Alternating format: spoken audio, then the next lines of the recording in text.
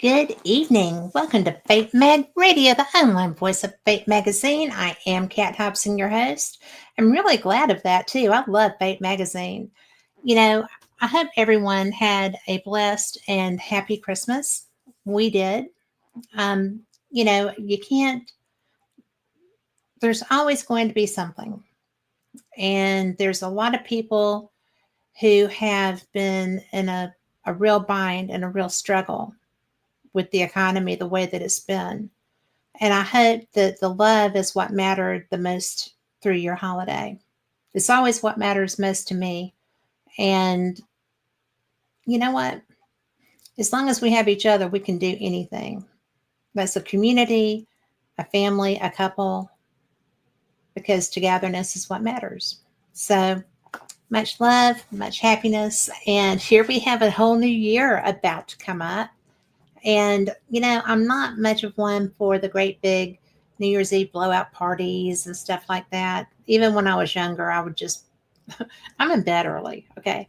But I really think that a lot of what's fun is just knowing that you're going to get a whole new set of months, a whole set of weeks, a whole set of days. And they're ours to do with what we want to. I think that's pretty cool. And while I always try to have a really terrific day, a really terrific year, a really terrific month. Hello, Jeremy. Hey, Lori. I think that it's more important just to understand that not every day is going to be the perfect one, no matter how hard I want it to. And that's okay too. So, anyway, enough philosophy for the day. Philanthropy, that too, but that's a whole different ballgame. But I love Fate Magazine. I love being the host of Fate Magazine Radio. I've been doing this for 5 years, a little over 5 years now. I love getting my editions every month. And if you're not subscribing, you should. It's a great magazine. It's been going, we're 75 years old, 76 almost. And it's really a cool thing. It started just under anomalous topics. I'm going to be reading out of the very, very first edition, which is one of my treasured items. Thank you to Phyllis for sending me that. And pretty nice birthday present. So, but the artwork is something that Fate has always been famous for. This has a little bit of a glare. I can't help that, but it's beautiful. This one, a friend of the magazine and show, Stevie Tombstone, did an article on tattooing, and that's why that's there. And I told somebody the other day that Mothman was my first show. Mothman was not my first show. My first show was Flatwoods Monster. Same period, same towns, but different monster. And I got to interview the gentleman, Andrew, who is the curator at the the Flatwoods Monster Museum. I didn't even know there was a Flatwoods Monster until Fate. So if you're going to start with something that's really a trip for you, right? So anyway, I just love this. I love the cover. And I also like that hi Mark, that this was so interesting because there was some talk at one point about it being a paratrooper. There was talk about a lot of different things. My dad was 82nd Airborne Division, and I know what parachutes look like, and nothing that these people talked about even sounded close to being like a parachute. So there's that. But let's see. This is one of my favorite editions, and that could be because, bam, my story is in here. I love it. It was, I shared about my adventure at the Winchester House, and to me, that was a lot of fun. I thought that being invited to come out there and join the investigation was one of the most flattering things that's happened to me in the paranormal field, period, really. Getting to investigate it with really good friends was cool because we all bring a different perspective to our paranormal investigations. We have a lot of similar styles, but we all have things that we do differently. And I think that's very neat. We have Lori Dorsey was there. She is my paranormal research adventuring partner. Mikey Thompson, who was also in Scotland on both of our trips. Rick McCollum, who was part of the talent with Patty Negri for that event, was really he's a great investigator. And when he says, the title of his book is Believe in Me, it's because they do. He gets a lot of interaction. He does not tolerate malarkey, and they know that. And it's just a lot of fun. Something that a lot of people do not know about is, let's see, now I've lost there's another one that's been floating around here in and out. So it'll be back. But this is my pride and joy. This is the very first edition of Fate. And it was Kenneth Arnold's story, The Truth About Flying Saucers. He is the man that named them flying saucers because that's how he termed them. They were, going through the air, perfectly clear day, calm air, nothing would have caused a problem, as you're going to hear later. But I just think it's brilliant. And this, unlike the recent Fates, was actually a serious binding. And it's just a really good collection thing. You can still get them. But I just think that it's pretty cool. So something else that I didn't know we did, or someone does, was, and I found this. Actually, David found this for me. And it's True Ghosts. Okay. So this is going to be 75 years, Haunting Tales from the Vaults of Fate magazine. Hi, Melinda. So I think that this is something that I think is very cool, and I've not even really gotten into it yet with everything that's been going on. But we go on vacation Thursday, so I'm pretty excited about that. And I'm going to be taking it because I'm going to be reading. So no dogs, no housework, no laundry. Lots of it when I come back, though. This is something that I thought was really cool because at one point in time, Fate magazine decided that they were going to go to a regular magazine format instead of being the digest size. This is one of the offerings that was Species Link. And as you see, it's the full size of a magazine. And people, I think, were kind of outraged a little bit because, not really outraged, but they were so disappointed because Fate products are digests. And so that's why we came back, and Jeremy in chat, Mark in chat, a lot of people I've interviewed all tell me that with Reader's Digest, Fate magazine was their reading material of choice in their downtime in their restrooms. It's quite a claim to fame, I guess. But it's true. It is true. But I just think that it's so cool. And this particular copy had animal communication. And Sandra Ingerman, y'all may know Sandra, wrote on the spirit of water. I do believe in that. This is from 2015. So I just wanted to let you know, I've always threatened that I was going to do a show where I'm reading from copies of Fate. This is that show. Because we're in the interim. This is almost, to me, the time between Christmas and New Year's is almost like a gloaming in the late afternoons and early evenings. I love that light. I love that energy. I know animal communication is mine too. So GMTAs with gifts too. But I just think that this is a great time to have a little bit of downtime. I think it's just fine. And so far, Nick Muley lets me read for his audiobooks. So must be not so horribly bad at that. We're going to find out, okay?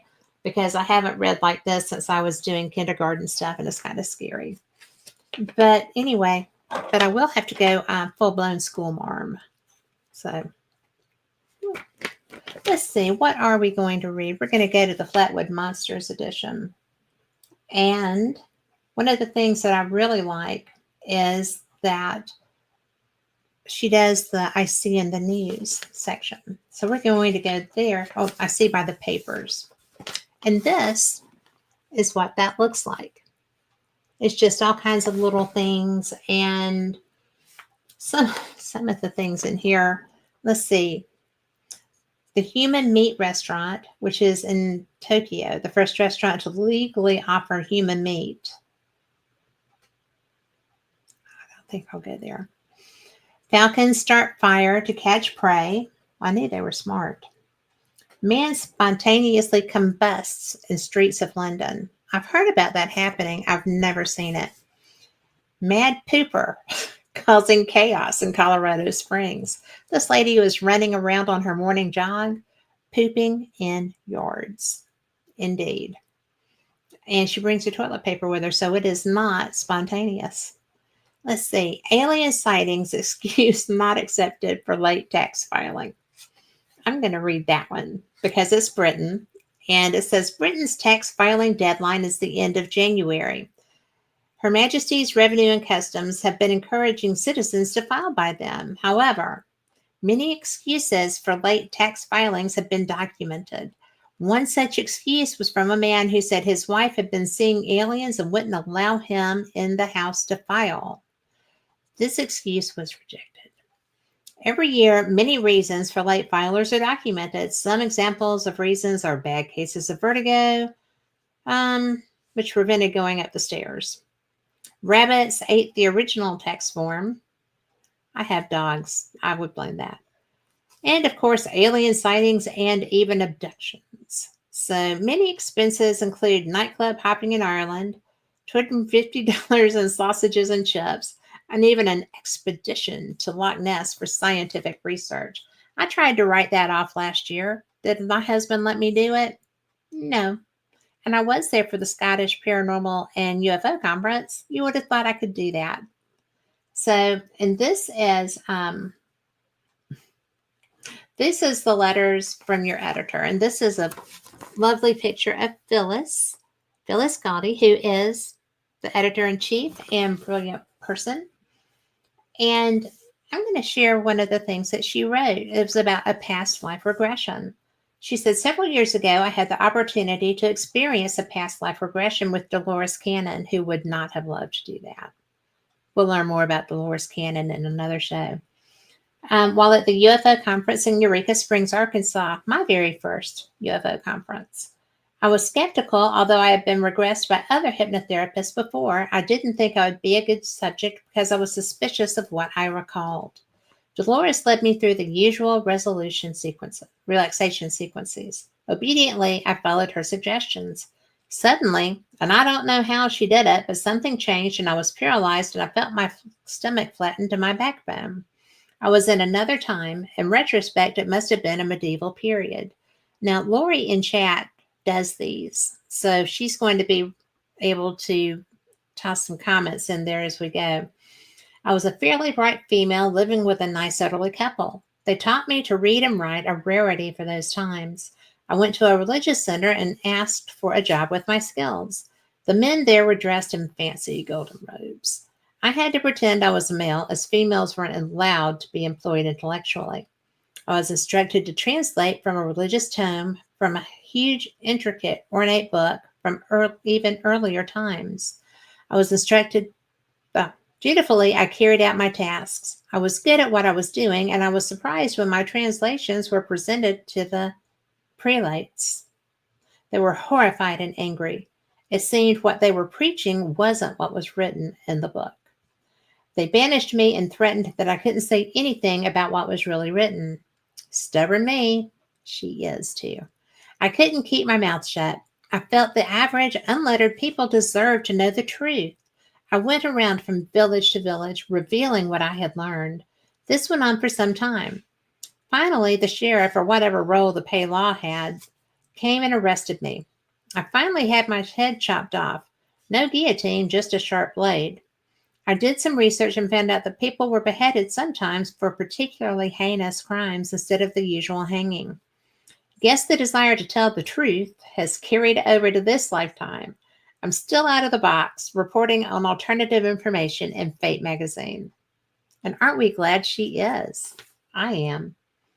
But, people that I know who have had these past life regressions, they're very vivid and they're very, very strong. So it's funny because Lori has done these and she says that we've been together for many lifetimes and that she can always feel my energy. It doesn't matter if we're male, female, indifferent, blah, blah, blah, blah, but it's always the same energy. And I find that fascinating. I do that with animals, not humans. So I think that's kind of fun. What do you think? Let's see. I'm just going to bebop around because a lot of these have friends. She was a banker and I was her best friend, but we were men. Doesn't surprise me. But the friends, let's see what this I See by the Papers has. I've got to tell you, some of the things that happen over time are so astounding, right? Man dies in rooster attack. We're reading this one. In India, on January 15th of this year, which was, where is that? You would think it would be right in front of me. And yet it's not. It's got the issue number, but not the date. We'll move on. On January 15th of this year, a man dies while wrestling with his rooster on his way to a cockfight. That's why you don't abuse animals. Sarah Polly, I shouldn't have chosen this one. Shanna Venkasavaram, I'm so sorry, sir. Rowe, 50, was hit in the neck with a blade tied onto the foot of his rooster. He was taken to the hospital where he died of a stroke. Cockfighting has been illegal in India since 1960, but animal fighting remains a serious problem today, according to Gauri I should not have chosen this one. Maleki, trustee for India's People for Animals Foundation. Animal combat is not just for entertainment, but also for heavy betting and gambling, which has made it hard to eliminate it altogether. Sarah Polly was a father of 3 and a regular at cockfight events. So I just find that amazing, truly. And for some reason, my phone is listening to this. All right. And I liked this tip. I wanted to share this one. Extra land. The word extraterrestrial has been synonymous with aliens, but when broken down, it means more land. Extra meaning more and terrestrial meaning land. Many theorize that this is the subliminal message that there's more land out there that we are unaware of. This edition actually was a really tough one for Phyllis to get out. Rosemary Gully was her best friend. And this was right when Rosemary had passed away. And it was not expected. So I just think that that's something that mattered so much to her. Because that was a special woman. A lot of our readers and listeners were friends with Rosemary. I only got to meet her once. And she was very special. An adventurous woman. She would do anything. She was all about, she and Linda Godfrey and Phyllis were like the terrible threes. They weren't terrible. They were wonderful, but they were so dynamic. They went everywhere. They investigated everything. They were fearless women. They, the Beast of Bray Road, anything cryptid, Rosemary was involved in. So was Linda. Phyllis loves it. And in fact, this edition, which I feel like kind of is kind of going back to that, is, she I'll just share it. It says, my new neighbor. There have been reportings of Bigfoot in the county where I live in North Carolina. Maybe when the dogs and I are walking in the woods here, we can meet them face to face. Guarantee you Rosemary will send them. Back in the day, I used to make Atlantean crystal wands in Minnesota. A Bigfoot manifested itself in my dining room for just a brief moment, looking at the wands on the table. I have one of those. I could imagine it thinking, what are those crazy humans up to now? The being seemed benign and very intelligent, thoughtful even. I wasn't frightened at all. I look forward to more peaceful encounters. I never ask. She chases goats. She has cats. She's brilliant. She lives up in the area that was actually touched by Hurricane Helene. She lives up on a mountain there. And Stevie Tombstone, who is a friend of the magazine and the show, lost his ancestral home. He was on the Swananova River, I think I said that right, at the foot of Black Mountain. And he can't go home. He doesn't have home.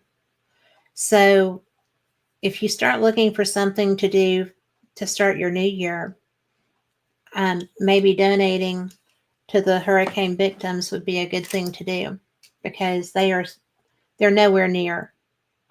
Asheville people are trying to say it's open. It's not. None of that has changed. It's there's so much damage. It's going to be horrible. It's going to take them a while to get back on their feet. It just is. So anyway, as I am going on about the weather, I just think that a lot of this helps, right?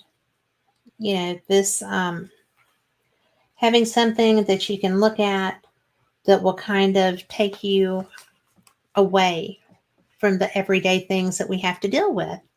Fate is great because it's short articles. You know, some of these you're not going to think are so short when I'm reading them, but it's really a great escape. And if you're interested in anomalous topics, it's a great way to get your feet wet, see what's out there, see what might be something fun for you to get involved in. I know the ones that I don't want to do, they all involve reptilians, but you know, the Bigfoot encounters, they're not necessarily horrid. I'd like to try that. I'm going to try that. But in this one, we have a guest coming up at the end of the month, and her name is Janice Carlson, and she's a psychic. She is doing her her New Year predictions, and she is finishing those off. That's what she's going to be coming to share with us. And, you know, I just love her.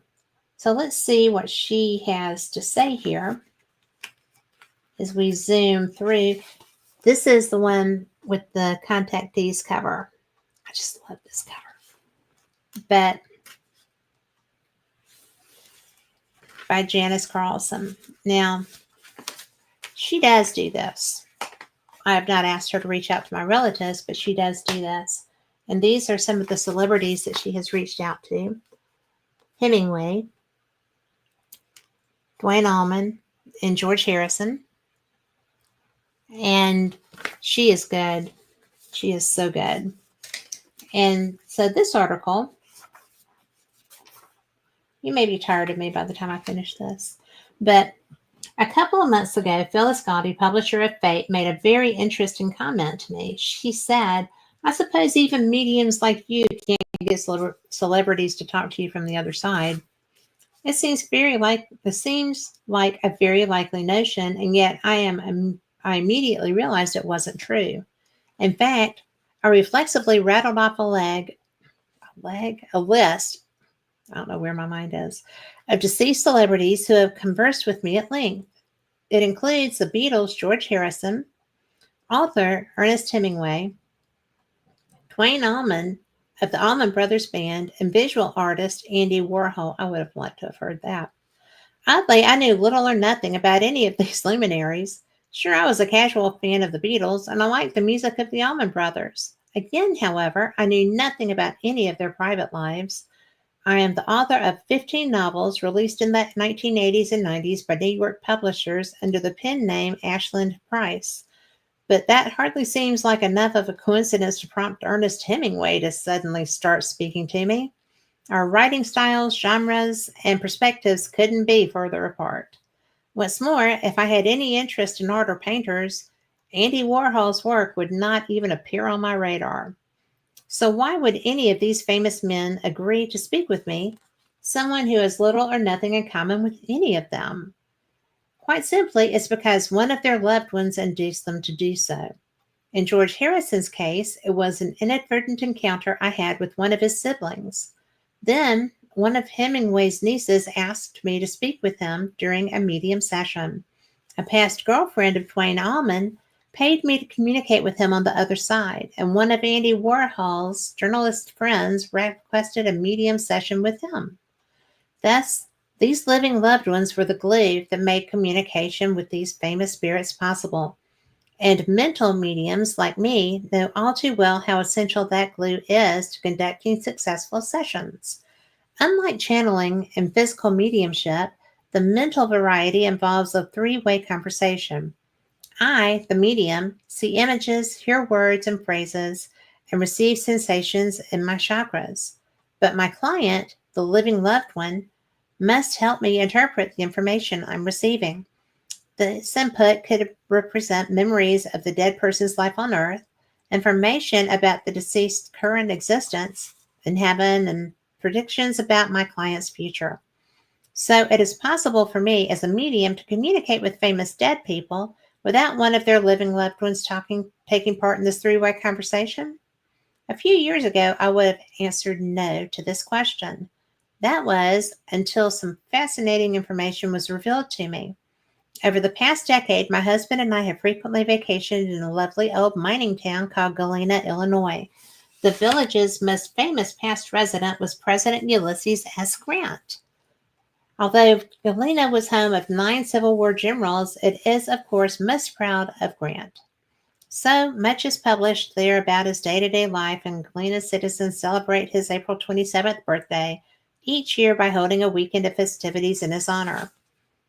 Time and again, while vacationing there, I was struck by a sense of closeness to Grant. Although I wasn't inclined to feel an affinity for stern Civil War officers, he seemed to be communicating with me, and the historical records indicated that he and I had several things in common.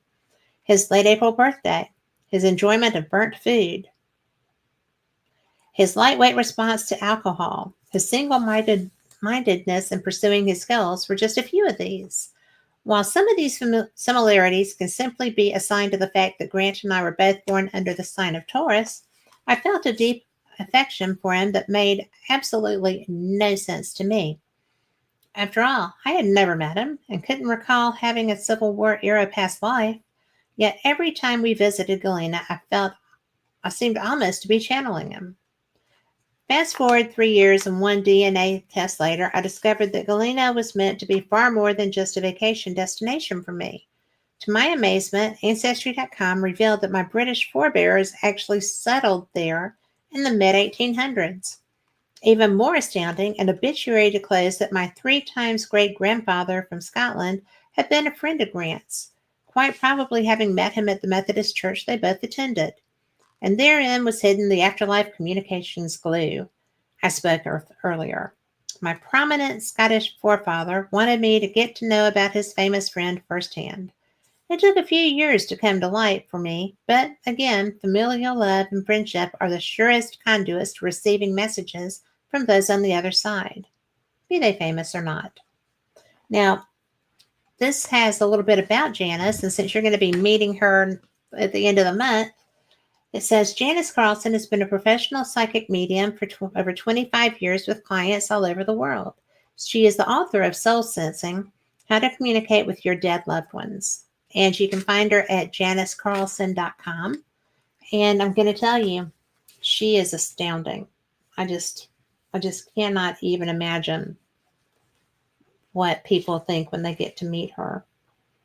So, you know, This one actually has an article in Lilydale. I have a lot of friends who are affiliated with Lilydale.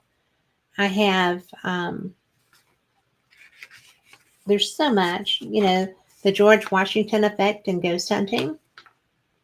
And this is actually by another friend. So how long is this? Are y'all up for 2 pages? It's Richard Sennett. He is so brilliant. So I'm going to do it. We'll save that one. We'll do it at the end. We'll move on to another edition. But I'm going to tell you, Richard Sennett, I'm trying to get back on. I've been interviewing him for probably 6 or 7 years now. And he is just one of the best people. A nice human, a great man, just the full package. Let's see. I hate the serpents. Not the magazine, just the snakes. So, what was I going to read here? I am going to read Richard Sennett. He's in this one too. That's one other thing. If you write, submit, because Fate Magazine is cool. And if you have something that you want to share, a real experience in the paranormal, if you have an experience with a past life regression, you really should consider submitting. These are not thousands of pages long. The article that I'm going to read by Richard here is one of my favorite stories of his. So, it's one of the things that you can do and really have something to show for your work, for your experience. And you can say you got published in Fate. So this is The Great Olivia's Music Box Mystery. Richard Sennett is from California. He writes about the missions, goes through the missions, which are, the Spanish churches there. And he is a really wonderful human. Really wonderful human. So, am I prejudiced? Not at all. He's really a wonderful human. He is also my friend. So, let's see. I don't even know what this one's going to say. I don't know how detailed he's going to go, but it's not very long. I said Olivia's is Olivas, the Great Olivas Mystery, Music Box Mystery. The Olivas family is scattered far and wide with branches all over Southern California, as far north as Seattle, Washington, and as far east as San Antonio, Texas. And these are just the ones we know about. One branch of the family even extends to the Hawaiian Islands. In the 1920s, the U.S. Navy brought in well-paid workers to build the Pearl Harbor base. One of them was an Olivas who liked the climate and people and stayed on. He married an Asian woman and settled down.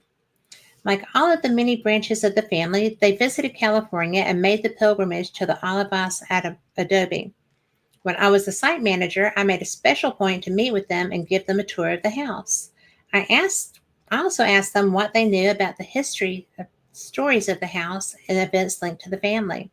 The Hawaiian Olivas family came on a rain-soaked afternoon well after closing time, but they had called ahead, so I stayed open to give them a tour. They didn't drive in until after 5, but I was happy to meet with them and get their family history. They told me their story of the great robbery, and this when the bandits cut the gold buttons off the girls' dresses, took their rings and earrings, as well as $30,000 in coin. Then they told me about the Great Olivas Music Box. I'm going to take a swallow because, dry tongue and throat makes for a bad reading. They said that Don Raimondo was rich and purchased a huge music maker with a giant crank on its side. One had to turn that with both hands. It also had 2 life-size dancing marionettes, a man and a woman operated by strings that performed for each song. This music box played a number of songs and became well known all over California, so much so that the governor of the state made a special trip to San Buenaventura to see the thing and marveled at its performing figures. Hi, Tom McNicholas. I knew that Don I knew that Don Raimondo collected music makers. One we have at the house, another is in the Ventura County Museum of Art and History. I have seen two others and have heard of three more, but nothing like the massive machine they were describing. Then it hit me. The maker was our barrel piano. It has dancing figures, but they are only 3 inches tall. Telling the story of the music machine in faraway Hawaii, they described the figures as bigger and bigger with each account until they were life-sized. Storytelling is like that. Each time a tale is told, it's slightly changed and made just a little bit better. I brought them into the sala and played the barrel piano for them. They couldn't believe this was the legendary Olivas music box. They said it must have been another one that was sold or given away. They enjoyed their stay and took many pictures of the house to take back to Pearl City. They were so crestfallen over the music box, I had to tell them it was possible that there was such a massive music maker. There is much we do not know about Don Raimundo. Maybe such a piece will be discovered someday. But I think something grand might well have made it into the historical records or newspapers of the day. So he is, if you have not read Richard Sennett, he is just a prolific author. You can find him on Amazon. You can find, I think his website is still richardsennett.com. And he is one of the great raconteurs of, well, any era, really. He's just fantastic. But let's see. I actually had so many things slated through these different places that there's never anything boring. And I am so glad to see y'all in there. If you have any comments, if you have anything, just holler, put it in chat. And if you are listening on YouTube or Facebook or wherever, we're just so very glad that you're here because I love seeing you guys. I love when I get to know that my friends are out there. Let's see. Let's mix it up. Oh, what is this? Why did I bookmark this? Oh, unusual laws from around the world. This is a Phyllis article. They're always special. Are you ready? I am. Japan has a simple rule when it comes to discovering life in space. The one who makes the discovery must report their findings to the United Nations Secretary General and the international scientific community immediately. Pretty harsh. I go home and tell my husband. In Wyoming, a weird law exists where you need a permit to photograph rabbits, but only during the months of January through April. Do chickens adhere to laws? This has to be where the joke originated. In Quitman, Georgia, chickens are not allowed to cross the road on their own. I guess they'll have to tell somebody why they want to go. In Switzerland, there is a strict regulation of no flushing the toilets after 10 p.m. One must conclude their business before that time, I guess. In Syria, that just seems very personal, doesn't it?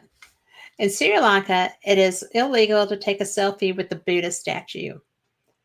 It is considered a sign of disrespect to take a selfie as you are turning your back on Buddha. One doesn't do that. You don't even do that here.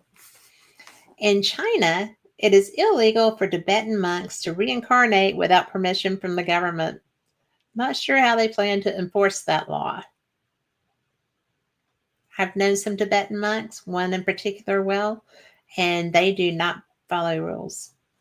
In British Columbia, when the Bigfoot was first sighted during the 1800s, they created a law to protect the hairy creature. Anyone is found to have shot and killed a Bigfoot will be fined $250,000. Bear in mind, this was in the 1800s. That was a chunk of change. It's a chunk of change now.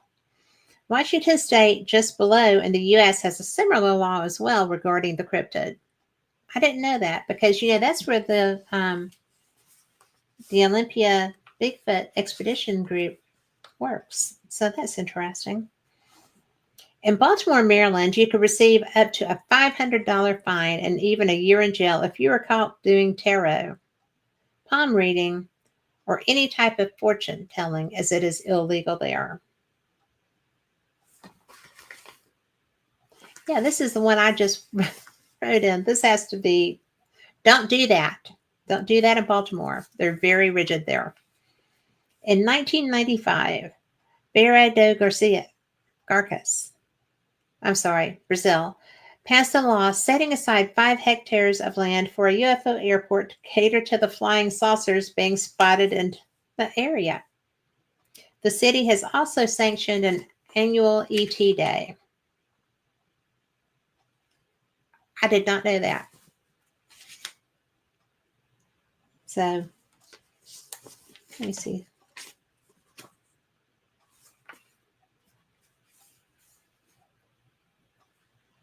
This is actually an advertisement for the Spirits of Lilydale by Ron Nagy, and it says a history.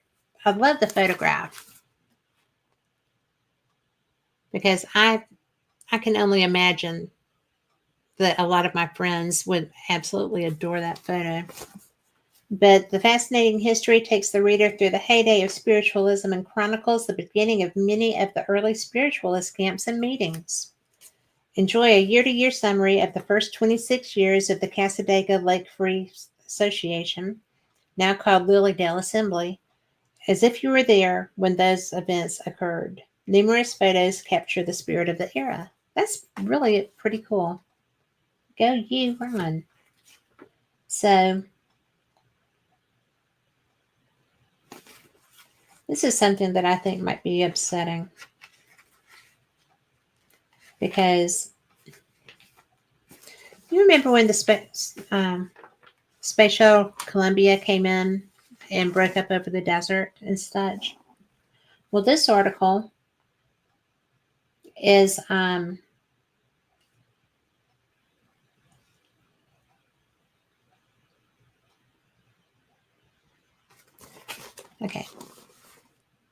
Plasma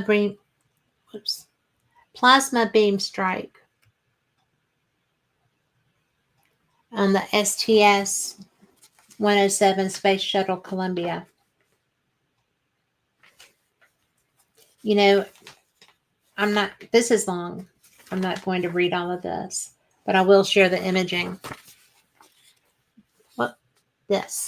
This is STS-107 is struck by a winding purple plasma beam over California. And that is photo credit to DMP TV Peter Goldie 2003. That's the same image.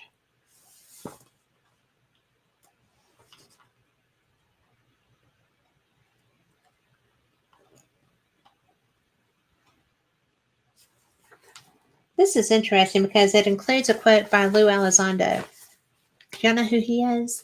He is the person that was over ATIP and the Advanced Aerospace Threat Identification Program that the Pentagon was running on our money without telling anybody that UFOs might be real. But in June, and Lou is straight up. I have met him. He is he's an interesting human. He's a great person. And this actually says a quote. On June 15th, 2019, Lou Elizondo, former head of the Pentagon's Advanced Aerospace Threat Identification Program, ATIP, wrote, "Why is the government finally admitting UFOs are real? We are so utterly unprepared." Then in April of 2001, 2 years later, the New York Post wrote that of Elizondo that he described vessels being able to turn instantly. The eye-popping vessels can fly 50 feet above the Earth's surface or 80,000 feet in the sky, and even submerged underwater without a compromising performance. UFOs pulling as many as 700 G forces. I'm telling you, it's real. They can fly 13,000 miles an hour.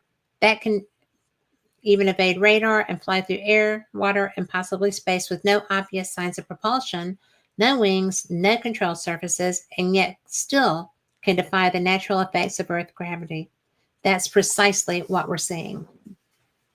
And so, this is the guy that came out and went to work with a private company. And I don't know, man. It's just fascinating. It really is. I think that, especially, with the drones, and if you missed my show Wednesday with Chris Houston, relevant to that topic, it's the YouTube channel, and it is also, I put the link up on my, pretty sure I put the link up on my Facebook. If not, if you don't see it, let me know. I'll get it for you. But it was one of the things that amazed me when I first started doing, the post ATIP reveal conferences. When I first started hearing about, To the Stars Academy, which Lou was affiliated with all of the other stuff. And that's one of the things that I like so much about what I do. I get to talk to people who are making news, talk to people who know things that are not readily available to us. And I don't get answers if it's not cleared for them to talk. I don't. They will not violate an oath. In fact, I really upset somebody I like a lot, because when we were doing he was doing a lecture, and at the end of the lecture, I asked if he was still getting paid by the government, and was he disclosure or disinformation. That did not go well. So when I saw him the next time, we were talking, I said, it just occurred that you never responded to me. And boy, he got mad all over again. Never push a rocket scientist. And I am not going to read this article because it is so long.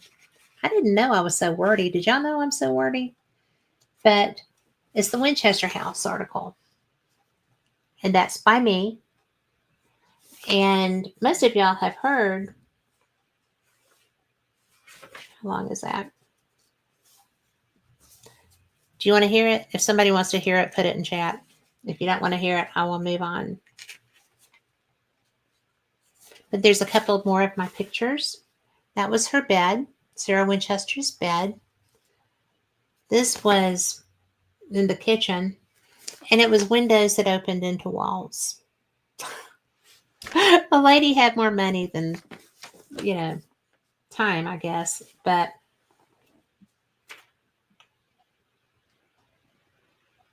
let's see. I'll read you an excerpt from it. Is that okay? Oh, Tom says, sure. Okay, I'll read it. But I was recently invited to investigate the mysterious Winchester House, one of my bucket list locations for a paranormal investigation by Jim Martin of the Spirit Realm Network and Rick McCullum. My stuff calls him McCullum, and I always harass him about that. Founder of the Hollywood Ghost Hunters. To say I was excited is an understatement. True. When gifted the opportunity to investigate an iconic haunted location, I never hesitate. I packed my equipment and headed for California. As I was preparing for the investigation, my friend Mark Fultz, a brilliant working psychic and metaphysician, you've heard him, as well as the host of Universal Truth at the time, told me a woman was waiting for me in the Daisy Room. When I had no idea there actually was a Daisy Room, I found during the course of the tour that it was Sarah Winchester's original bedroom that collapsed. It was in the turret, which collapsed during the earthquake of 1906. And it took quite some time for her to be rescued. When she was free from danger, she sealed that turret, and including her room, from use to avoid a repeat of the danger. The room was only discovered and opened again recently. That room, like so much of the house, has beautiful stained glass windows. The design on those windows, daisies. the Daisy Room. The woman Mark mentioned was Sarah's assistant, Henrietta, and she did indeed have a very gracious message for me from Sarah. And she likes my work. I don't know.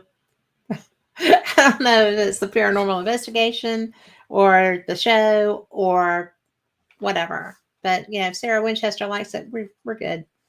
So anyway, there's a bunch here about how she built it. She lost both of her loved ones, her husband and her child, and she felt like it was because the Winchesters were the creators of the Winchester repeating rifles, and she felt like because so many people were killed by those rifles that her husband and child were taken in payment of sorts. And she was concerned that the deaths were the result of revenge sought by spirits of all who had been killed. A psychic that she saw, it was like the psychical movement was pretty much just starting and strong. And so legend says she built the house we see today based on that psychic's advice. She was to build a house large enough to house the spirits of those Sarah feared. According to the Smithsonian Magazine Online, she had 16 shifts of workers, paid 3 times the normal wage, working 24 hours a day nonstop until her death in 1922. She holds a Guinness World Record for longest continuous construction of 38 years. She took the 8-room farmhouse that she had originally bought and created a 24,000 square foot mansion. There are 160 rooms, 52 skylights, some in floors and walls. The ones in the floors, Lori got some great SLS footage on. 10,000 windows, including some of the beautiful stained glass, 2,000 doors, 17 chimneys, 13 bathrooms, 47 stairways and fireplaces, and yes, 1 shower. Priorities. There are easy rider stairs, which have a very small lift. I mean, seriously, I'm making them a better fit for tiny. She was only 4'10", Sarah, but demanding more distance to achieve the rise needed between floors. The staircases zigzag through their climb. They're easy to go up, but quite different. The on-site tours gave understanding of the home's history as well as her life experiences. They helped me understand her building obsession as well as her progressive mindset relevant to business and care for employees. She provided housing for the managers of her mini farm. She paid a living wage to all of her staff. She was decades ahead of her time in many ways. When doing the tours, I felt very drawn to a piece of furniture, a beautiful secretary built into a display cabinet that was very familiar. I realized it's because I have an almost exact match of it in my home. It was my grandmother's, and we've always called it the monster. I felt right at home. The best part of being in the Winchester house was experiencing the true beauty and unique designs throughout. The intercom system alone was fascinating. It was installed and utilized before there were such things. I would have loved the opportunity to use that as part of our investigation. I still have not figured out how to do that, but I'm considering possibilities. I'm still considering them. Some of the areas around the house had such innovative designs, I wondered why they weren't part of the designs in some of our other historic and even modern homes. Her indoor garden had a method of self-watering that continued through the house, meeting other needs. Then there were the oddities. There were stairways to nowhere, several doors that opened to a sudden drop or into a wall, a piano that appeared to play itself, a floor light, which was a skylight built into the floor near her seance room, and windows that faced walls. More on the floor light to follow, and that's what I was talking about with Lori during the investigation. Let's see. The table in the large dining room just outside the ballroom was used for a seance led by the renowned psychic Patty Negri. The setting was very atmospheric with the soft lighting as well as lights from electronics, awaiting communication from the spirits we were hoping to contact. I personally heard my mother coming through a spirit box near me, so I found it to be a rousing success. Patty is amazing if you get the chance to work with her. Her seance methods are welcoming to spirits and participants alike. Many people recognized voices coming through and felt there were spirits joining from the home, too. Um, as we moved into the investigation, much evidence was gathered. Sarah is definitely still loving her home. There were figures seen on the SLS footage trying to get through the floor lights as opposed to skylights. Did I mention the art architecture? There were intelligent electronic voice phenomenon, EVP responses to questions. There was shadow movement in almost every room. Rick McCollum, who has amazing skills in spirit interaction, was using his K2 with great results. The mysterious Winchester house was truly everything I hoped. The architecture was breathtaking. When you learn that Sarah was a woman of tiny stature, you understand some of the designs. The property is just as energetic and quirky as presented in the research I had done. I was surprised by the level of interactive, apparently intelligent paranormal activity. In all my experiences, I've rather rarely found a haunted location that lived up to its reputation. The Winchester house exceeded all expectations. Would I investigate there again? Absolutely. Is the Winchester house haunted? In my experience, it is haunted. It is as haunted as it is beautiful. If you love paranormal activity, you'll love investigating there. So I just thought that was kind of fun. It's it's just fascinating to me. I've got the psychomantium. I am not a successful mirror gazer. I don't like being opened up to that. However, one of my former guests, Dr. Raymond Moody, read an article that followed mine in this edition, and seriously, Angels, the H.P. Lovecraft edition, and Anunnaki. So Raymond is brilliant. I was so fortunate to be able to interview him, and that was when I very first started. He lives nearby. I should probably follow up with him. The key to successful mirror gazing session was a proper mental state of the client who shared my goal to answer one question. Can apparitions of deceased loved ones be consistently facilitated in normal, healthy people? I devised a set of simple criteria for the test subjects I would assemble. They must be mature people interested in human consciousness. They must be emotionally stable, inquisitive, and articulate. None of the subjects could have emotional or mental disorders. None of the subjects could have occult ideologies such as leanings, since such leanings could complicate the analysis of the results.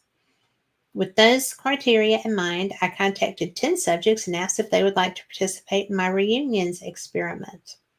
My method for preparing them for the psychomantium was simple and remains so to this day. Now, Lori and I have a friend, Shelley, who does scrying, and I'm not sure that that's not what this is, but on the appointed day, one patient per day, they arrived bringing mementos and photo albums of the person they hoped to see. They were dressed in comfortable clothing and had eaten a light breakfast with no caffeine drinks so they could better relax. We started the mirror sessions with a leisurely walk in the countryside, exploring the person's motivation for attempting to see the departed. They were told there were no guarantees of seeing their loved ones, but we would try, which removed the pressure to be successful and just let the mirror vision happen or not. After the walk, we ate a light lunch of soup and fruit and then discussed in detail the person who had died and the relationship that existed between the two of them. Usually, the subject would bring up touching memories. Oftentimes, those memories would receive a boost from the mementos that had been brought and set right between us. One man brought his father's fishing equipment. A woman brought her sister's hat. Another, his father's war medals. All were poignant and tangible reminders of the deceased. Sometimes I would have the subject lie on a bed. The bed was equipped with speakers, and the music that emanated from them would be felt throughout the body via bone conduction, which is how our new hearing systems work. These preparatory sessions lasted until dusk. Then, at the mystical hour of sunset, I would escort the subject into the mirror gazing booth and turn on an electric light that was only as powerful as that of a single candle.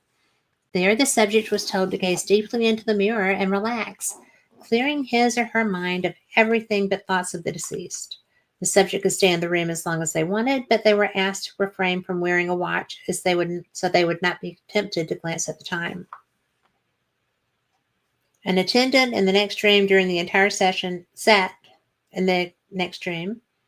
When the subject emerged approximately an hour, they were encouraged but not required to discuss what had happened for as long as they desired. Some of these debriefing sessions went on for longer than an hour. I made it a point never to hurry them. The session was not over until the subject decided it was over. Because not every person discussed in full what they experienced, when I share my findings later, I sometimes use approximations. I had some assumptions before starting this research. I expected that only one or two of the subjects would see a dead relative. I suspected that those subjects who experienced an apparition would doubt the reality of what they saw. The picture that emerged was vastly different. Throughout this, of the 10 pioneers ushered through this process, 5 had powerful apparitions of dead relatives, and all 5 believed they had actually seen their departed loved ones and communicated with them. Throughout the time working with my Psychomantium project, the response of subjects continued to fascinate me. This was especially true in the beginning when half of the subjects had such powerful experiences that they were certain what happened to them in the Psychomantium represented real contacts with departed loved ones. Plainly, their experiences boosted their personal confidence in a life beyond physical existence. Those responses by high-functioning individuals constitute another reason in favor of anticipating a life hereafter. Following is an early case that illustrated what I meant. And this is his first Psychomantium patient. The first official patient who tested was a woman I'll call Rita. She was one of my graduate students at the time. She was in her 40s and was a counselor who had come back for continuing education. She had come to see her late husband, who had died 2 years earlier, and she was very enthusiastic about the concept of the Psychomantium. We went through the preparation, and then she went into the chamber where she spent about 45 minutes in the act of mirror gazing. She came out with a big smile on her face and a surprise result. Instead of seeing her late husband, it was her father who manifested in the mirror. He first appeared vividly in the mirror, and as their conversation continued, he stepped out of the mirror and into the room where their conversation continued. Rita was accepting of the appearance of her father instead of her husband, providing an explanation of what had happened. I know I came to see my husband, but it was probably more the person I needed to see was my father. Rita had a lengthy interaction with her father in the chamber and then called me the next day to report that her father appeared to her again at the foot of her bed when she was getting ready to go to sleep.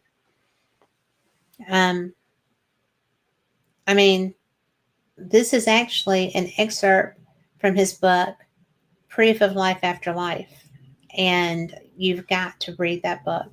He was before his time. I don't know what he is doing in his research now. I haven't spoken to him in 5 years, maybe a little longer. But I think stuff of that nature, for me personally, I'm not necessarily running out to find my relatives. They show up, they talk, they visit. If I'm having a question about something, I will reach out to somebody who's more gifted than I am or who maybe has less involved in that experience, because I think it's very important if a relative wants to reach out to us that we accept that. But I also know Raymond Moody, and he is a dot the I's, cross the T's. Everything is done correctly. His research is impeccable, and I can't imagine a spirit stepping out of a mirror to come and talk to me. I don't even like mirror gazing when you're trying to do scrying and stuff. I just feel like that's giving too much access to something that might not be yours. I'm very careful with my energy. I I had somebody in a situation that tried to get spirits to interact by saying, you can use our energy, any of us here. And I was like, excuse me, no, you can't. That's very personal. And if you feel like that, if you feel like your energy is something that matters to you, that you want to protect, it is perfectly okay to say, no, you cannot use my energy. There's plenty, in the case where we were, there were plenty of outlets, there were plenty of, you know, there was energy running throughout the structure, and they can use that electricity. Spirit can use whatever energy source they choose. And I feel like they need permission before they can use yours. And I don't very often give that. I think I might have done that intentionally twice because I'm just very protective of myself. I have had a bad experience. I don't want another one, right?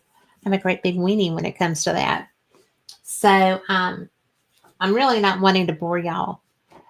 I'm not wanting to give you too long about the story, but because when we're going to get into that first edition, and it really is so special because one of the reasons that Fate is so popular and has been now for 75 years is because it's writing about real people with real experiences in the real world with things that they, thank you, Tom, but with things that they are not um, necessarily aware of being in this world.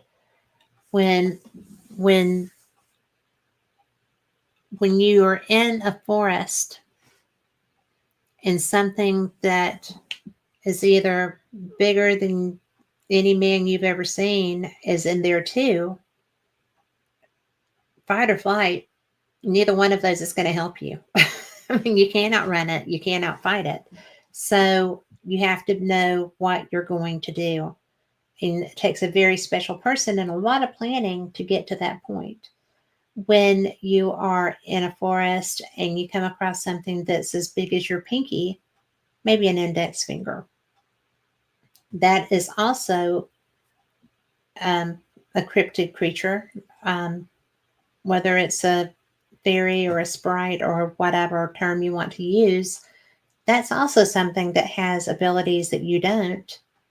And the interaction can go awry there too with different causes of the bad result, but there's bad results that can happen. Or you can just be somebody that's in that same forest doing a conversation, spirit box session, and you ask, how are you? It's nice to have you here. And the response is, I'm dead. Well, insensitive sometimes I can be. But, it's just really so interesting to me that there's so many different ways that we can interact with a realm that we can't see. And through the years, through 75 years, Fate has been the forerunner in sharing that information. It's a it's a great publication. I try to do justice to it with this show. I try to bring people in who are from all walks of the unusual, and I think it's fun. I think it's important. I think that I get to learn so much, and I try to bring it to y'all too. And how would you know if it's really the person you're talking with? Tom, I think that's a great question. I think that there might be some indication that, like, my friend Rick McCollum and I have a code word. If he kicks off, and he'll tell anybody, it's not a secret, but if he can come back, then he's going to come back, and what I'm going to hear is water pitcher, and there's a reason for that. It's kind of like a joke, but but that's something that would be definitely indicative to me that that was Rick McCollum. It wouldn't be anyone else. It wouldn't be something that's just goofy. Perhaps She just recognized her father, recognized the energy. Lori said, you know, she always recognizes my energy when she does a past life regression. And so I would think that maybe if we were in a situation where I was trying to communicate with her from the afterlife, that she would recognize that energy then too. But although that can't possibly happen because we're going to live until we're old and then die at the same time, go together and see what happens. No, just kidding. But it's just one of those things that you kind of not necessarily prepare. But oh, thank you, Melinda. Can I say what it says? If it's I'm going to. Melinda said, "You're doing extraordinary work. Never cease exploring the paranormal and the unknown. You can't stop. I mean, once you open yourself up to the possibilities that there is communication, that there is stuff that we're not able to see. I have the same feeling and the same thirst about about ufology. I know I've seen craft. I've seen things that aren't very well explained. And so I'm very open to learning more and more and more all the time about that.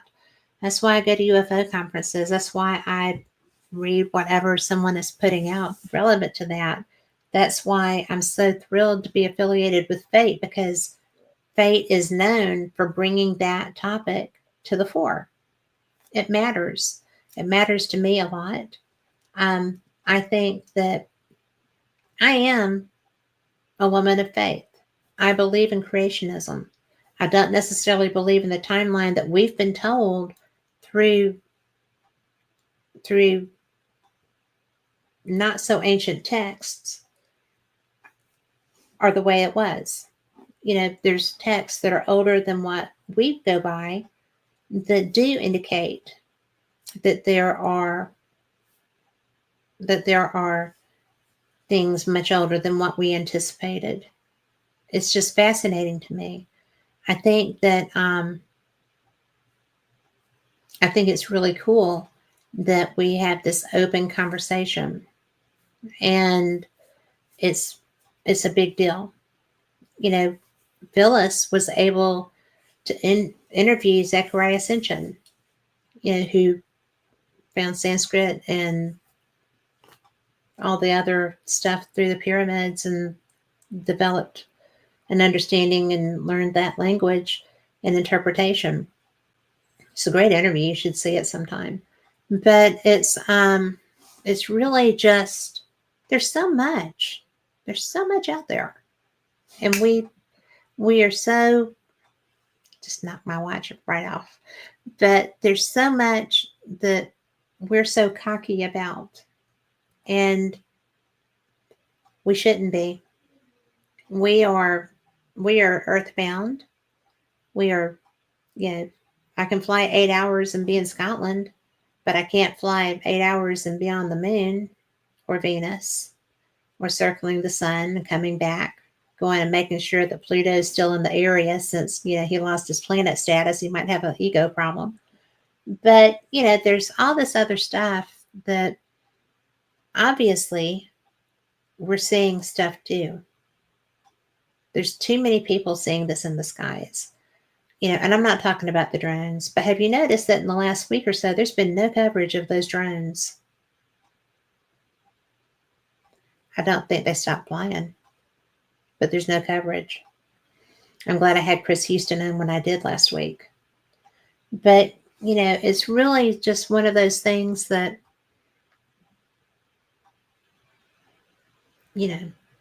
it matters. It matters to me. It matters to a lot of other people. It's like we all have our color Kool-Aid. I have friends that are just, their color Kool-Aid are witch trials around the world. So many people were killed for nothing other than man's inhumanity to man, or men's inhumanity to women, or whatever other reasons. But I was not aware until a few years ago that the Scottish witch trials were so much worse than the American ones. And one of the places that I love dearly, Chorus, was a large part of that. And when I talked with the curator of that museum, it was so eye-opening. And in fact, Linda Whiteford, I interviewed her. You can probably find that online. And she was just brilliant. Great, great person, great guest. And, we have to work that out, because if it's morning there, it's midnight here. So we're about 8 hours behind them. But, it's really worth it to bring those shows to people, because people here didn't know that. When I did that show, and they have the Witch Trials Museum now in Scotland, I haven't been to that. I don't know that I will go. I'm very empathic when it comes to that. It just shocked people here, because nobody knew. We're not even taught about our witch trials, much less anybody else's. But man's inhumanity to man is always weird.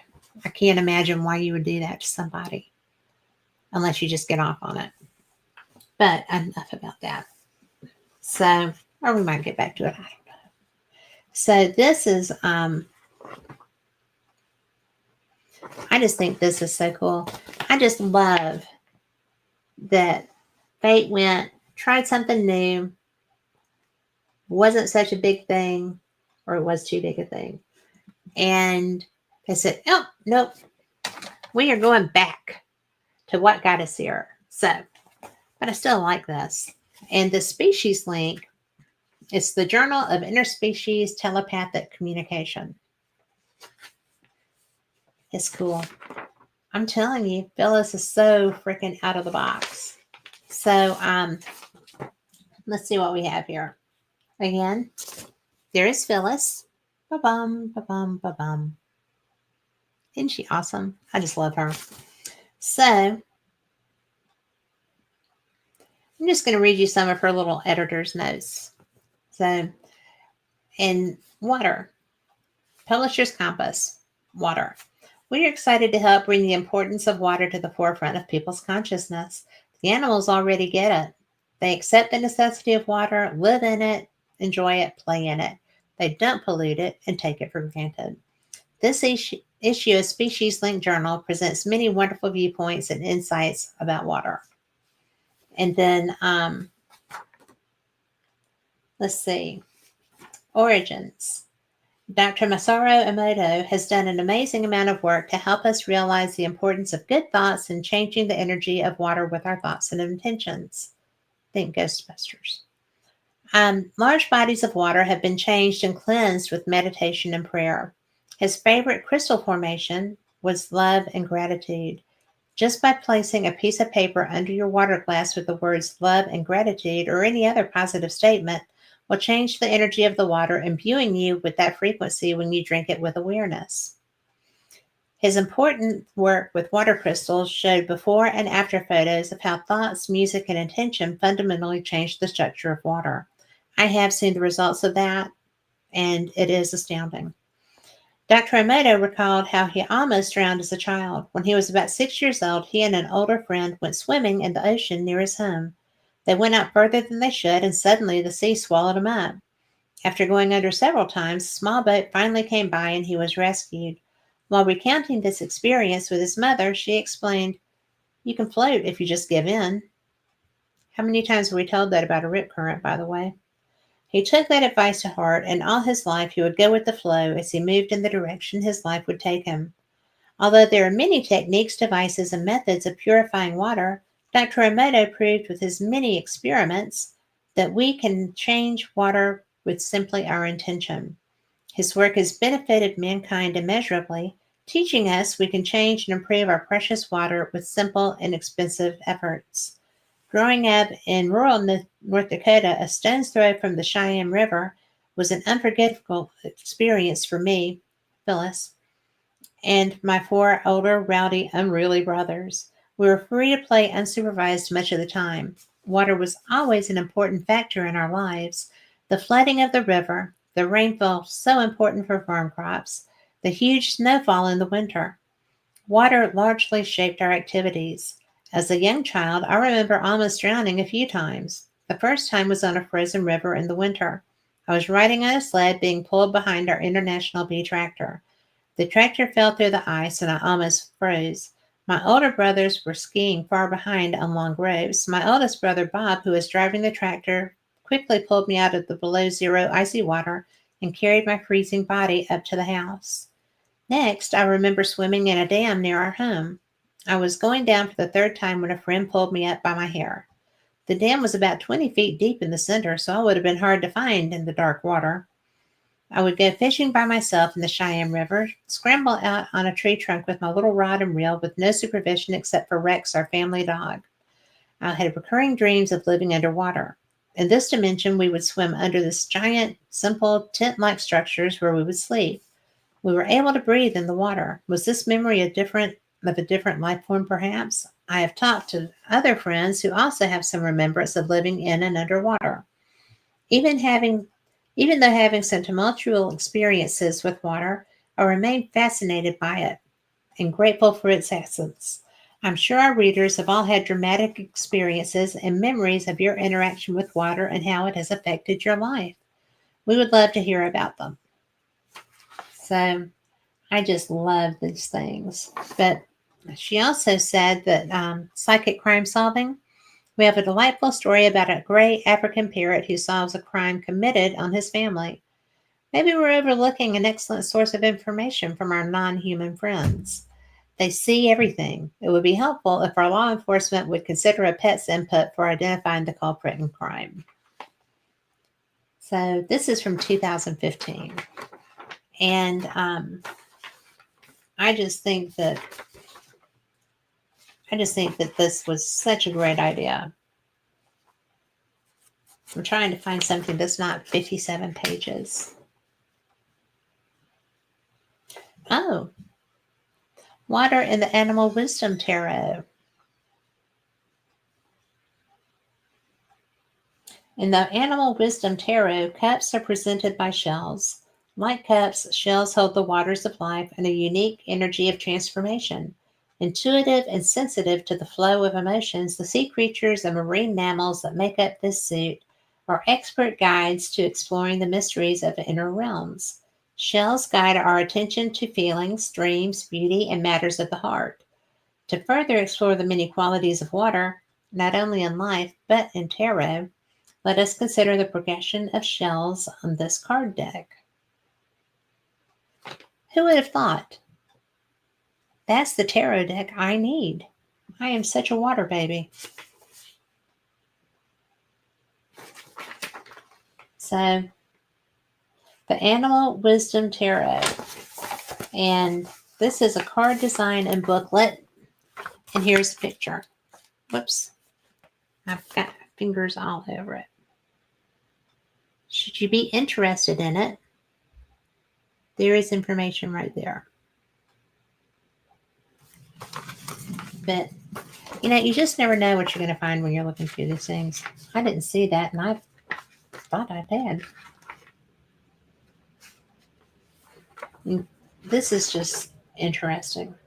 And we all know, oh, and Melinda, yes, animals speak to us constantly. She says we just have to listen and learn from them.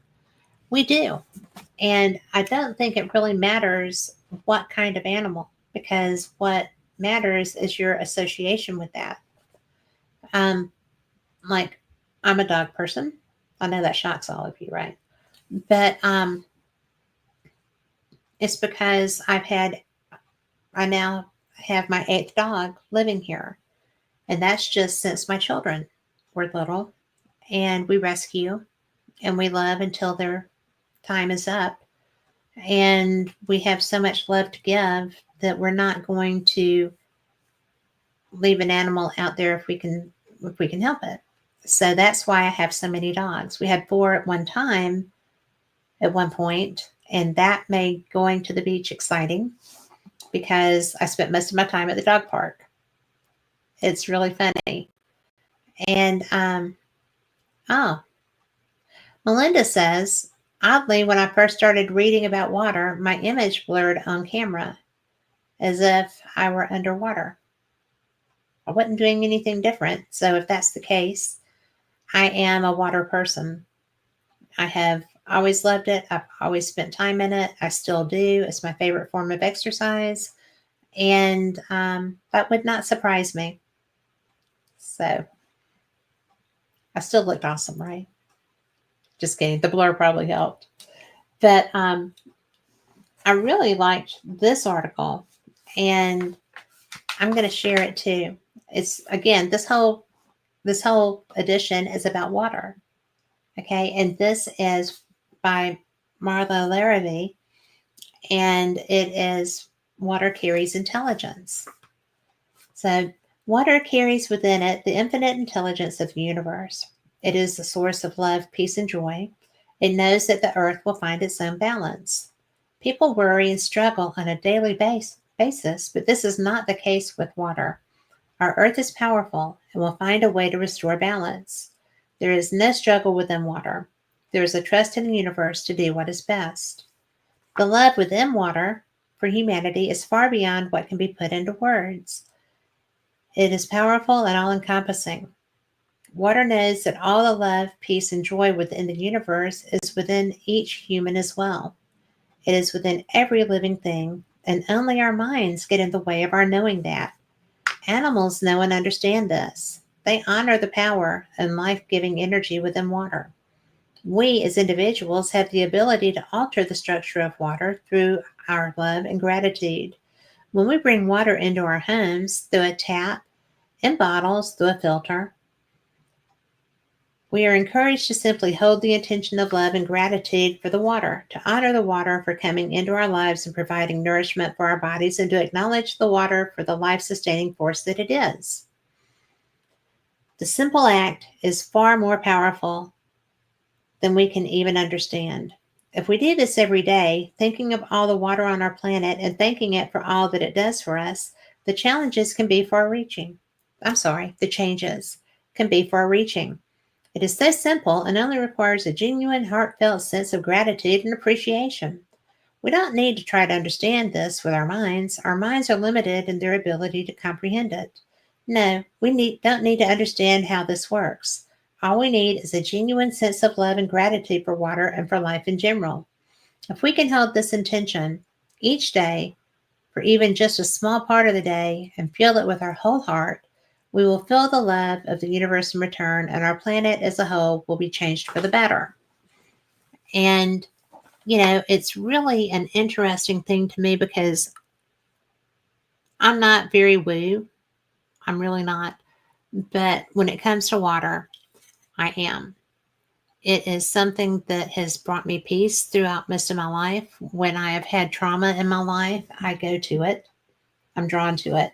In fact, I have been known to run to it when there was something that was so difficult I didn't know how to cope. And it's something that matters. And Tom says he's a Scorpio and he doesn't understand why it's considered a water sign.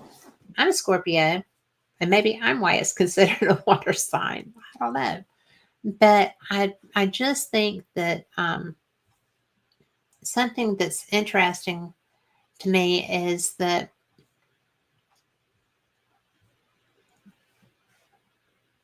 I can communicate, and Melinda says that she can too. I can communicate better with animals than humans.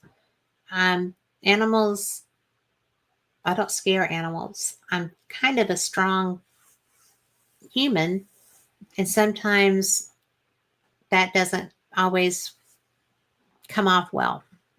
I have opinions. I'm not really afraid to share them, but I'm not ugly about them either. So it just is what it is. But let's see. I'm trying to find it. Oh, and Lori said that the ocean brings peace. The song of the ocean is calming for her. And she's going to be coming, down soon. So she's going to be real calm at the end of the month. I'm just saying. But I am so excited that I can share that with people. And, Melinda says, water brings great peace. And I think it does. I'm not necessarily all about understanding why it does. I think it's because we come from water. I really do. Um, we are of our a large percentage of our makeup is fluid, and we live in water in the amniotic fluid prior to our birth. So I think it's just comforting. I know it is for me. I hope it is for everybody that you know is supposed to be. We all have our things. I don't like bugs and snakes and stuff, so the woods aren't necessarily my thing. On a screened porch and a nice cabin, the woods are my friend. I like to hike. Don't have anybody to hike with, but I like to hike. And, it's just sort of an important thing for me. I think we're all supposed to be able to be in nature and become one with it because it's where we came from. And Tom, do you hate water? So now, my very favorite, and this is a big deal to me. This is the first edition of Fate. The cover article is Ken Arnold's experience. It's what started ufology. It's what got the term flying saucers to be the vernacular in our system. It's really a big deal, right? The Kenneth Arnold article is really long. I don't know that you want me to read all of it, but it's really so interesting. And this was back in 1948. 75 years, baby, of Fate magazine. So, let's see.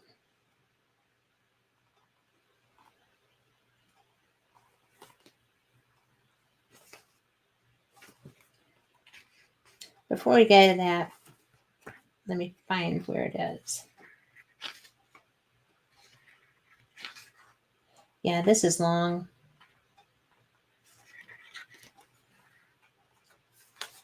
I'll just share some of it. First of all, about Kenneth Arnold, people were like, oh, well, he's just a pilot. He just, he didn't see what he saw, blah, blah, blah, blah. Kenneth Arnold was born March 29th, 1915 in Sebeka, Minnesota. Educated at Minot, North Dakota. Interested in athletics, was All-State end in 1932 and 33. Football under Bernie Bierman, interrupted by knee injury. Employed by Red Comet Inc., manufacturers of automatic firefighting apparatus, in 1938.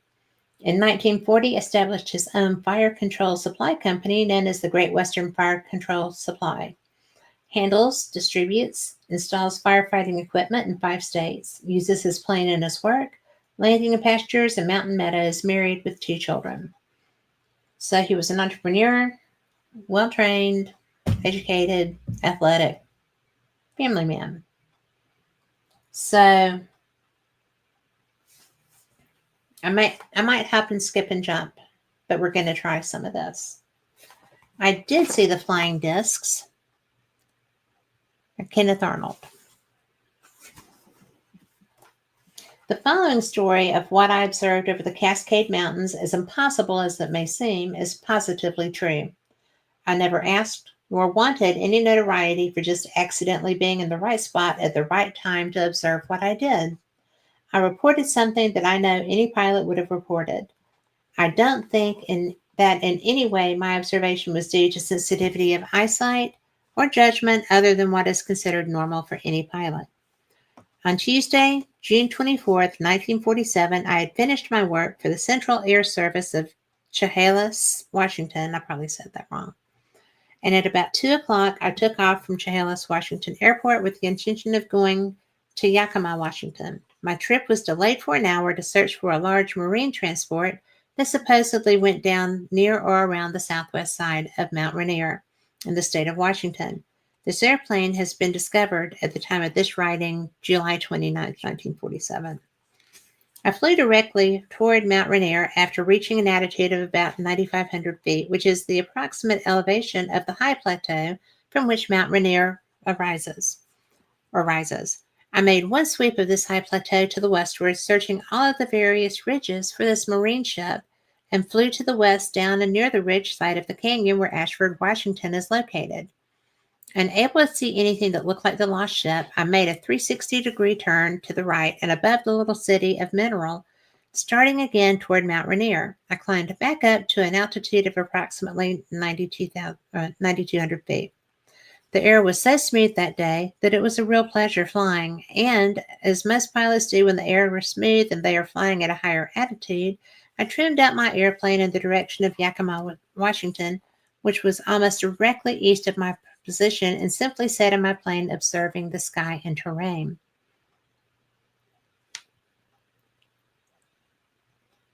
Oh, picture of someone behind me. Yes.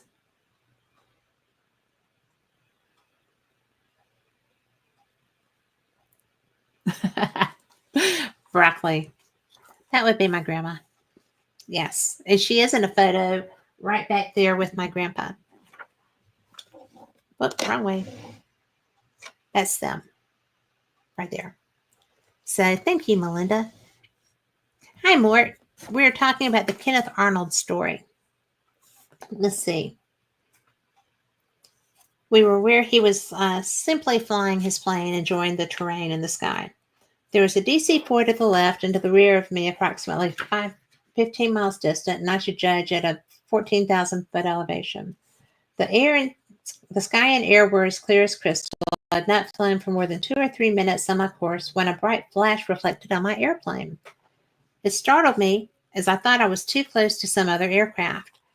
I looked every place in the sky and couldn't find where the reflection had come from until I looked to the left and the north of Mount Rainier, where I observed a chain of 9 peculiar-looking craft flying from north to south at approximately 9,500 feet elevation and going seemingly in a definite direction of about 170 degrees north to south.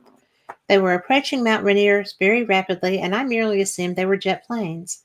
Anyhow, I discovered that this was where the reflection had come from, as 2 or 3 of them every few seconds would dip or change their course slightly, just enough for the sun to strike them at an angle that reflected brightly in my eyes.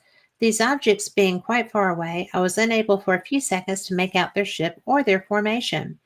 Very shortly they approached Mount Rainier, and I observed their outline against the snow quite plainly. Thought it was very peculiar that I couldn't find their tails, but assumed they were some new type of jet. I was determined to clock their speed. I had 2 different points, Mount Rainier and Mount Adams, to clock them by, and the air was so clear it was very easy to see the objects and determine their approximate shape and size as far as 50 miles. I remember distinctly that my sweep second hand on my 8-day clock, which is located on my instrument panel, read 1 minute to 3 p.m. as the first objects of this formation passed the southern edge of Mount Rainier.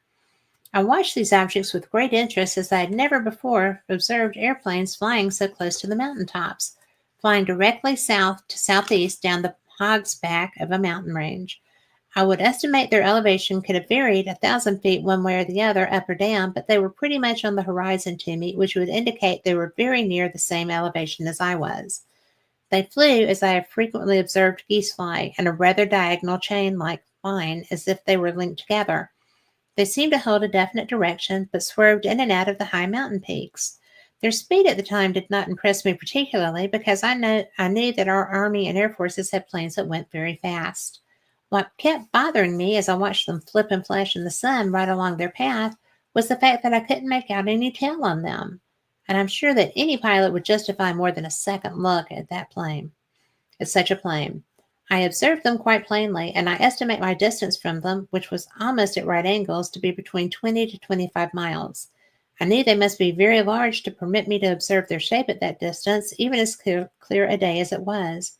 In fact, I compared a Zeus fastener or cowling tool I had in my pocket with them, holding it up on them and holding it up on the DC-4 that I could observe at quite a distance to my left, and they seemed smaller than the DC-4, but I should judge their span would have been as wide as the farthest engines on each side of the fuselage of the DC-4.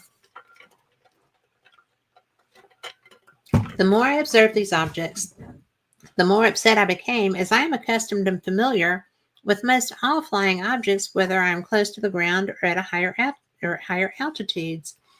I observed the chain of these objects passing another high snow-covered ridge between Mount Rainier and Mount Adams, and as the first one was passing the south crest of this ridge, the last object was entering the northern crest of the ridge.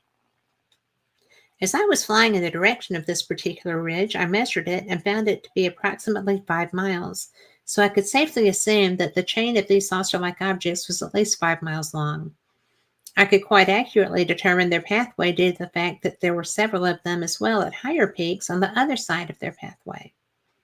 As the last unit of this formation passed the northernmost high snow-covered crest of Mount Adams, I looked at my sweep secondhand, and it showed they had traveled the distance in 1 minute and 42 seconds. Even at the time, this timing did not upset me, as I felt confident that after I landed, there would be some explanation of what I had seen. A number of newsmen and experts suggested I might have been seeing reflections or even a mirage. This I know to be absolutely false, as I observed these objects not only through the glass of my airplane, but turned my airplane sideways where I could open my window and observe them with a completely unobstructed view. Even though 2 minutes seems like a very short time to one on the ground, in the air, 2 minutes time, a pilot can observe a great many things and anything within his field of vision, probably as many as 50 or 60 times. I continued my search for the marine plane for another 15 or 20 minutes, and while searching for this marine plane, the things I had just observed kept going through my mind. I became more disturbed, so after taking a last look at Teton Reservoir, I headed for Yakima. I might add that my complete observation of these objects, which I could even follow by their flashes as they passed Mount Adams, was around 2½ or 3 minutes. Although by the time they reached Mount Adams, they were out of my range of vision as far as determining shape or form. Of course, when the sun reflected from 1 or 2 or 3 of these units, they appeared to be completely round. But I am making a drawing to the best of my ability, which I am including as to the shape I observed these objects to be as they passed the snow-covered ridges at Mount Rainier. When the objects were flying approximately straight and level, they were just a thin black line, and the only time I could get a judgment of their size was when they flipped. These objects were holding an almost constant elevation. They did not seem to be going up or coming down, such as would be the case of rockets or artillery shells. I am convinced in my own mind they were some type of airplane, even though they did not conform with the many aspects of the conventional types of planes that I know. Although these objects have been reported by many other observers throughout the United States, there have been 6 or 7 accounts written by some of these observers that I can truthfully say must have observed the same thing I did, particularly the descriptions of the 3 Western Airlines employees of Cedar City, Utah,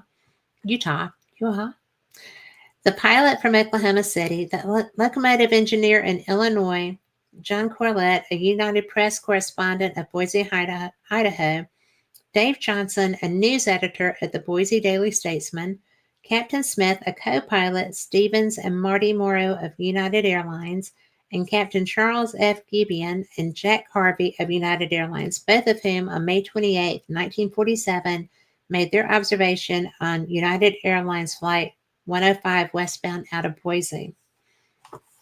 It is my opinion that descriptions could not be very accurate taken from the ground unless these saucer-like discs, so flying saucers based on that, were at quite a great height, and there's a possibility that all of the people who observed peculiar objects could have seen the same thing I did. But it would been very difficult from the ground to observe these for more than 4 or 5 seconds, and there is always a possibility of atmospheric moisture and dust near the ground, which could distort one's vision, while air observers I would judge to be much more accurate. I have in my possession letters from all over the United States and Europe from people who profess that these objects have been observed over other portions of the world, principally Sweden, Bermuda, and California. I would have given almost anything that day to have had a movie camera with a telephoto lens, and from now on, I will never be without one.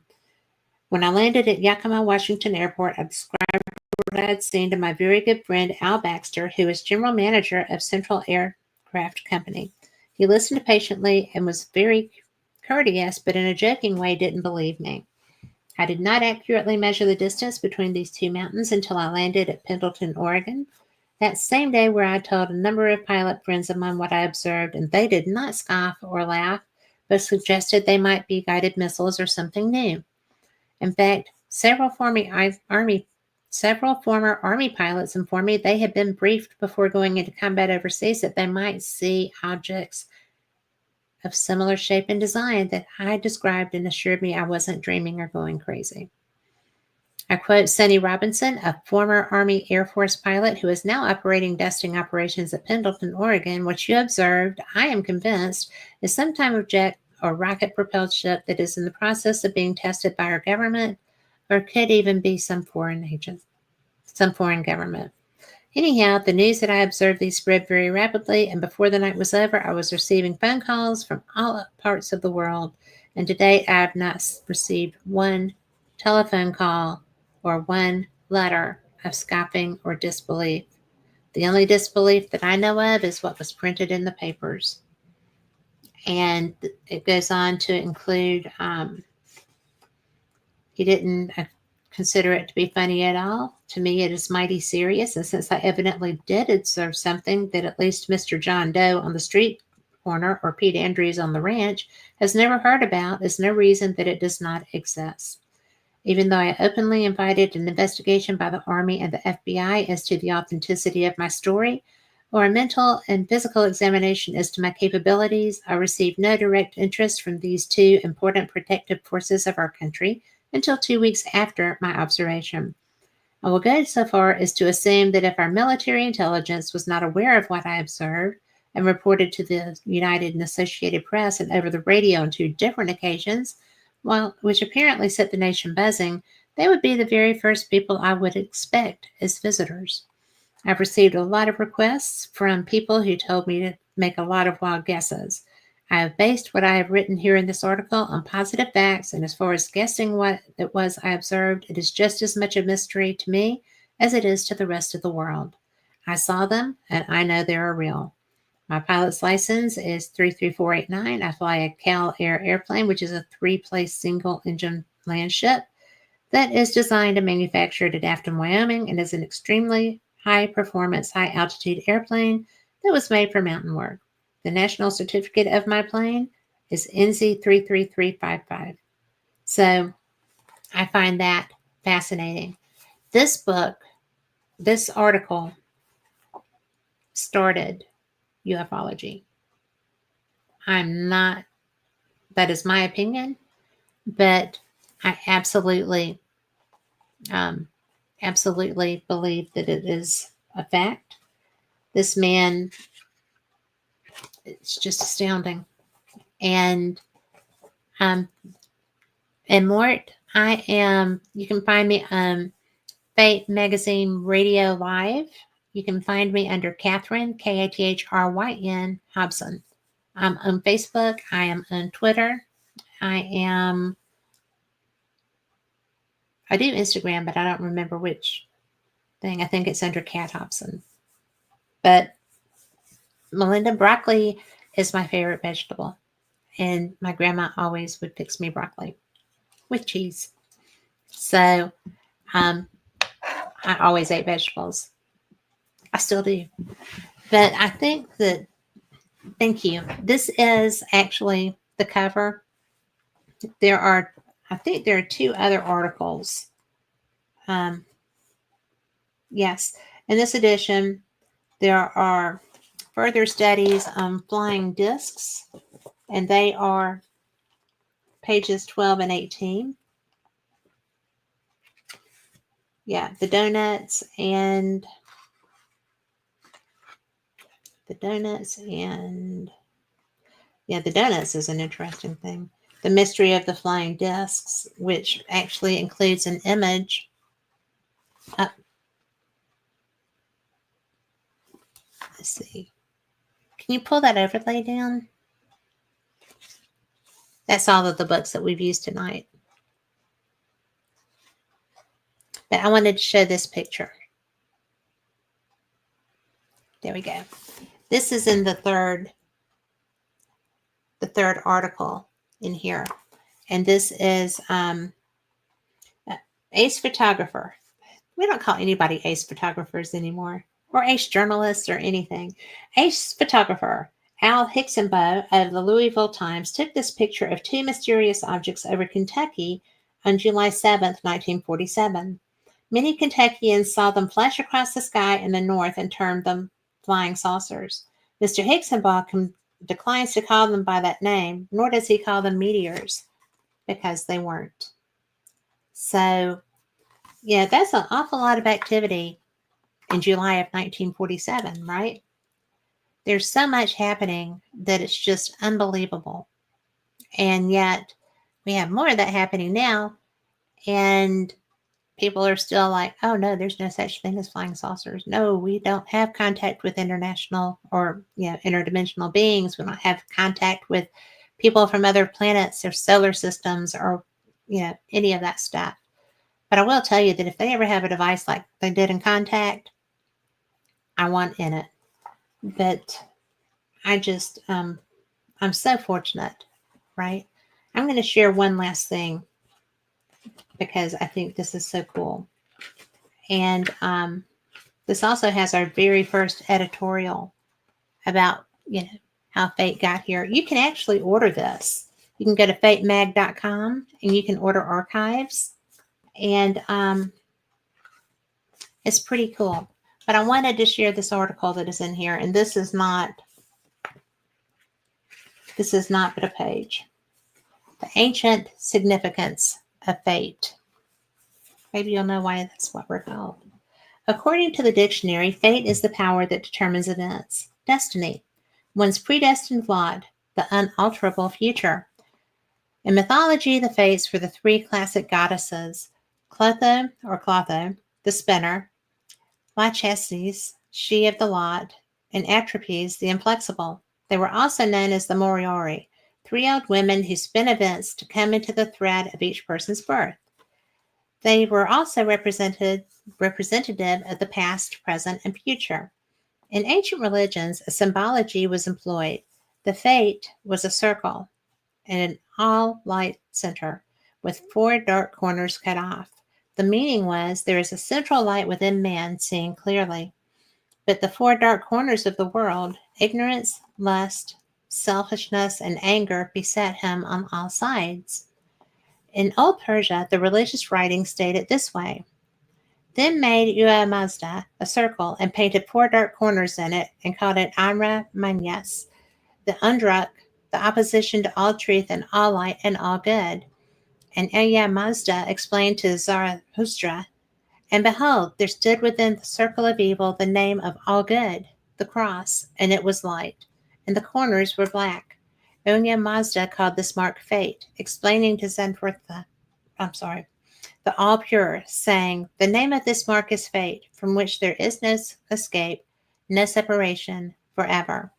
Ancient Egypt also knew the fate. We have Osiris speaking to his favorite goddess, Ashtoreth. To thee, Ashtoreth, I bestow the fate, the circle and true cross, to be thine forever. Fate, sign of sanctification in ancient Panyuk.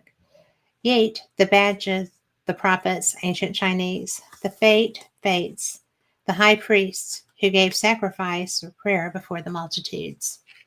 So I think that in this very first edition, they knew where this magazine was going to go. They knew what they wanted to present, and they knew that the world was going to change. The world that we live in now is more accepting of the fact that there are UFOs. Our military has acknowledged unwillingly that we have UFOs. They have not acknowledged where they come from. They have not acknowledged who's flying them. There's in every bit of disclosure, there is also disinformation. And trying to discern between those things and educate people, educate ourselves, come to an understanding. That's what Fate has done for 75 years now. I think it's really pretty cool that after all, it is not still 25 cents. I'm not even sure how much a copy is right now, but I can tell you $5.95. It's a little bit of a jump.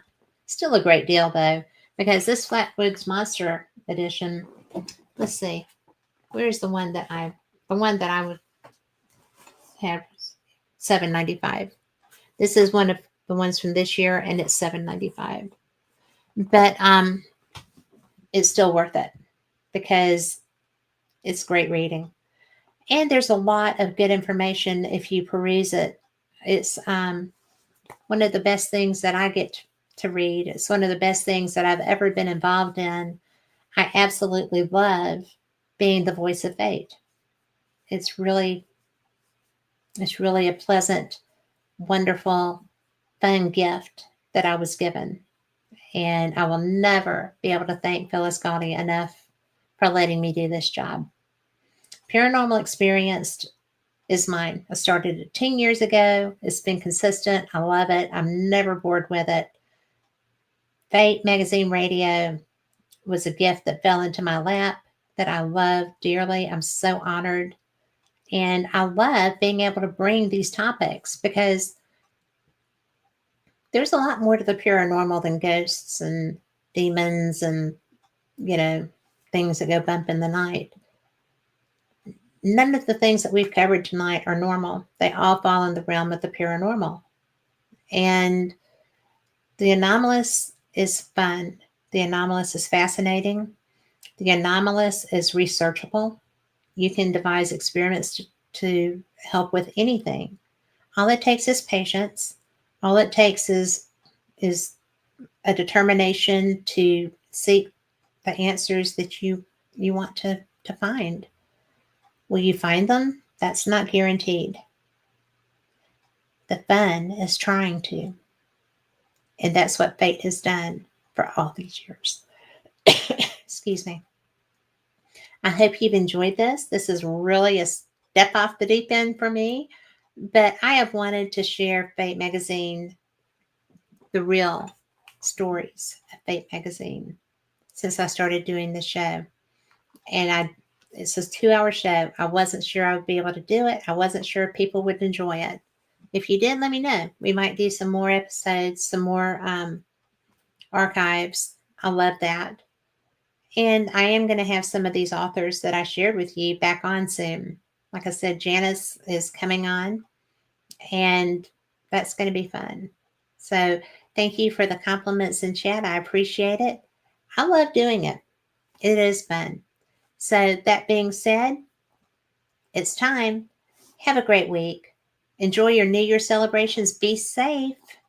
I want you back here after they're done. And, just enjoy your life. We only get this one. We may get others, but this one right now, this is yours right now. Enjoy it. Whatever circumstance you're in, it's okay because everything passes. And we've got a whole new year coming up. Heaven only knows what's going to happen. We're just going to have a good ride. So be blessed. Namaste. I'll see you next time. Same cat channel. Good night.